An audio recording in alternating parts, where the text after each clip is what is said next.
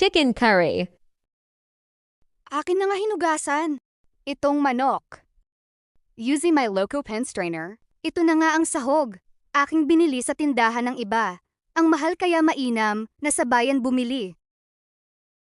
Tinadtad ko na nga ang gagamiting sangkap sa lulutuin kong chicken curry. Inuna ko na nga ang bawang at huhuli ko nga ang sibuyas dahil masakit sa mata. Minsan ang sibuyas. Sunod na nga ang luya.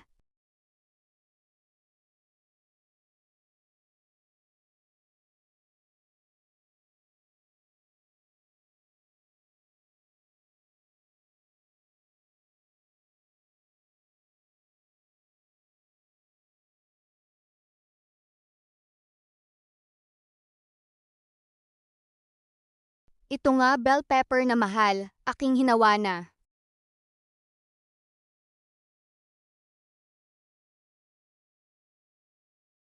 Kasunod ang siling haba. At itong patatas, aking binalataan at hihiwain na din.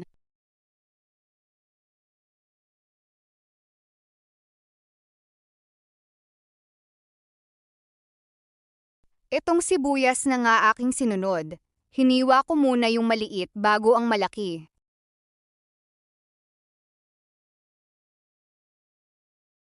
At naalala ko may carrot nga pala ang chicken curry. Kaya agad ko na rin binalatan at hiniwa ito.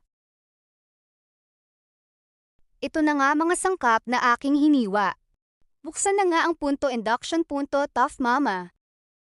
Mag-start ako sa pagluluto. Lagyan na ng oil ang kaserola. Pagkainit, isunod na ang mga sangkap.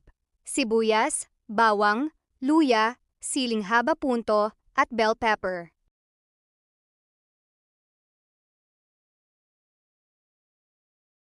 Nilagay ko na ang manok, yung iba prito pa ang karot at patatas. Ako hindi na dari ko na. Nilagay ko na ang gata. Kung may yelo kayo, nakita. Totoo ang inyong nakikita dahil frozen ko. Nabili sa tindahan ng gata, nilagay ko din na ang karot at patatas para maluto na din. Habang nagpapakulo, nilagay ko na ang turmeric powder, vetsin, asin, at paminta. Hinalo-halo at tinakpan. Heto at luto na. Ready na para kumain. At kung nagustuhan mo ang ganitong content, please follow, like, and share.